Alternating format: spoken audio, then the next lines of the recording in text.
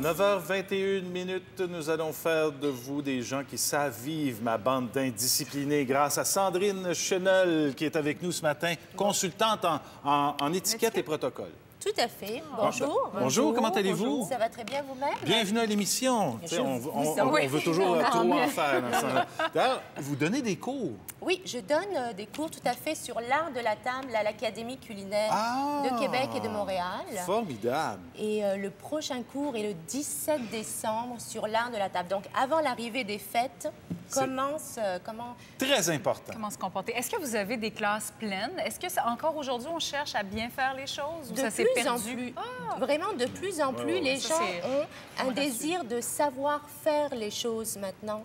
Le souci de bien recevoir, d'être un bon invité aussi, de faire les choses correctement au restaurant ou quand on rencontre diverses personnes. Il y a vraiment un souci de plus en plus...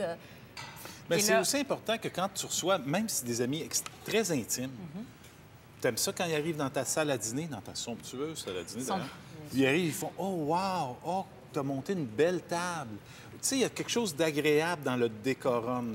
Puis ça se perd beaucoup, ça, malheureusement, aujourd'hui, je trouve. Ça se perd, mais je dirais que...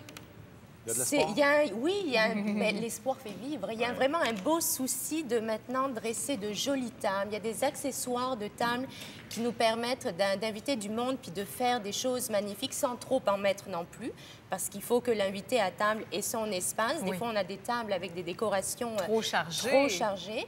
Mais le fait qu'on prenne le temps de dresser nos tables, c'est un respect pour notre invité aussi que de faire ce décorum-là. Et c'est pour ça qu'on se sent bien quand on arrive chez quelqu'un et que la table est montée, qu'on est bien reçu. On se sent important. Donc on sent qu'on nous respecte. Bien sûr. Et en tant qu'invité, on a des choses à faire pour être réinvité aussi. Là, on est invité dans toutes sortes de soupers, de dîners, de fêtes. Les erreurs les plus communes qu'on fait. Tu sais, comme là, on va arriver avec un gâteau, puis un bouquet de fleurs, puis un vignier. Tu comprends? C'est un petit peu beaucoup. C'est beaucoup, ça. Il ne faut pas trop en faire. Il ne faut pas arriver avec trop de cadeaux. Je veux dire, par contre, arriver avec le cadeau ou le présent, c'est essentiel. On n'arrive jamais les mains vides quelque part.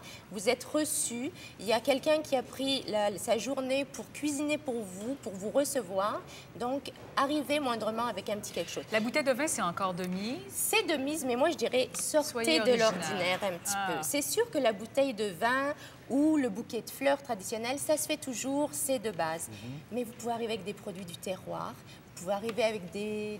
Si vous connaissez mieux votre invité, avec de la musique, avec des choses beaucoup plus personnalisées, ce qui fait que ça démontre encore plus une attention à la personne chez qui vous allez inviter. Vous avez pris le temps d'y penser. C'est ça. Et les fleurs, je disais que les fleurs, vous recommandez de les faire livrer à l'avance. Alors ça, je trouvais ça génial. Ça, c'est vraiment le raffinement. Oui, hein? C'est sûr que tout le monde n'a pas forcément le temps de faire ça, mais si vous voulez faire les choses dans la plus belle art, vous le faites livrer. Ça permet à votre hôte ou à votre hôtesse d'avoir le plaisir de mettre votre bouquet en valeur quand le soir, elle a plein de choses à faire, votre hôte ou votre invité. Donc, ils n'ont pas forcément, s'ils reçoivent 2-3 bouquets, ils n'ont pas forcément pensé au vase et tout avant. Donc, ben c'est bien. Les plus grands faux pas qu'on commet à table, nous, là, en tant que Québécois de souche, c'est un rapport aux ustensiles, ça, parce que, vous savez, c'est assez récent comme art, ça, l'art de l'ustensile.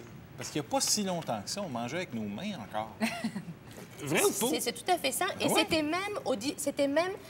ça se devait être ça parce que Dieu, on avait nos doigts et on devait les utiliser. Donc, c'est vraiment à partir du 18e siècle que la bourgeoisie a instauré l'art de la table, les ustensiles. Fait que les images de monarques qu'on a qui mangent avec leurs mains, avec leurs 3 doigts. C'est ça. L'aristocratie était 3 doigts et le peuple, c'était 5 doigts. Et effectivement, donc ça a pris...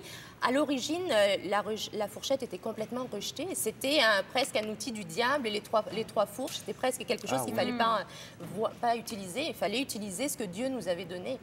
Mais là, il faut les utiliser, les ustensiles. Il y a des choses qu'il ne faut pas faire avec ces ustensiles. Alors moi, ce que je dirais surtout, c'est d'éviter l'éternelle gymnastique des couverts. À savoir, on a notre fourchette du côté gauche et notre couteau du côté droit, et éviter éternellement de passer de l'un à l'autre. C'est souvent ça qu'il faut être faire, parce que quand on est 2-3 à table, à la rigueur, ça va, mais quand on est plusieurs, Ça finit par faire un brouhaha, donc il faut essayer de créer une belle atmosphère. Si c'est impossible pour moi de me servir de mon couteau avec la main droite, j'ai un petit problème à la main gauche, fait qu'il faut que je m'en serve avec la main. Est-ce que je dois le dire, ça? Non, non. Mais ce que je vous dirais, c'est, comme les gauchers, c'est souvent ça. Ce que je vous dirais, c'est d'instaurer dès le début, dans ce qu'elle a changé, dès le début, vos couverts pour que ça reste. Okay. C'est simplement éviter la gymnastique des couverts. Le gling-gling. Exactement. Bon, je lisais que de prendre son petit pain, le manger avant que le premier plat soit servi, ça ne se fait pas. Exactement, ça ne se fait pas. On doit commencer son petit pain seulement lors du premier plat. Et aussi, on doit avant tout rompre le petit pain en deux. Et ensuite prendre des petites bouchées. Donc, le pain se rompt avant d'être commencé aussi à être entamé. J'adore ça. Non, comme une pomme. On ne nommera pas, là, Éric Nolin, Martin Pelletier. Oui, il ne faut pas déposer ses ustensiles dans l'assiette en croix quand on a fini. Comment il faut les déposer? Alors, pendant la période du repas, on dépose nos couverts. Imaginons qu'on ait une horloge à 4h20.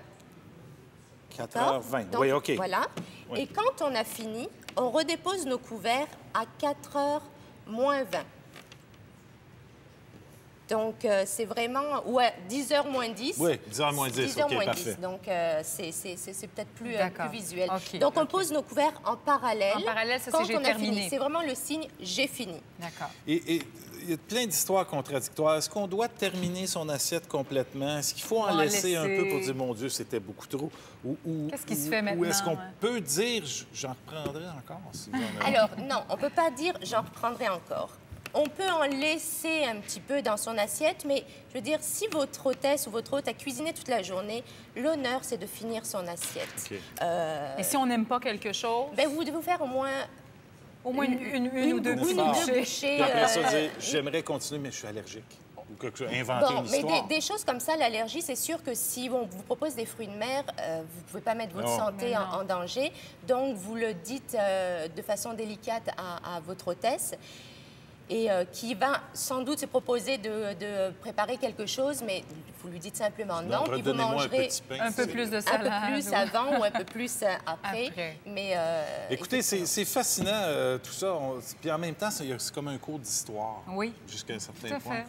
Allez suivre ces cours-là à l'Académie culinaire. Vous avez là, on vous apprend à vivre. On vous apprend à vous comporter, on vous apprend à bien manger. www.arsvivendi.ca. Et à l'occasion, si vous êtes chanceux, on rira de vous un petit peu. Parce qu'il y a des gens très, très hilares à l'Académie culinaire. Constamment hilares. Merci infiniment de votre visite. Passez un bon temps des fêtes. Merci beaucoup. Et prenez des notes pour le livre. Oui. Non, mais c'est vrai, c'est important d'avoir un recueil. Moi, j'aimerais ça. Entièrement raison. François Bellefeuille et les reptiles au retour. Oh! Ah!